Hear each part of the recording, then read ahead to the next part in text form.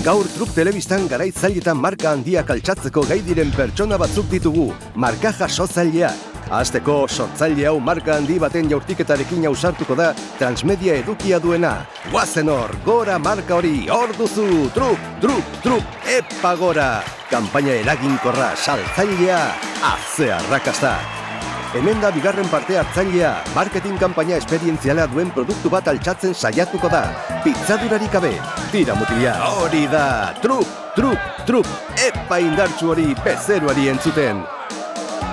Eta orain kontu exekutibo honek, familia marka jasotzailea duenak, bezero berri baten estrategia global bat altxatuko du.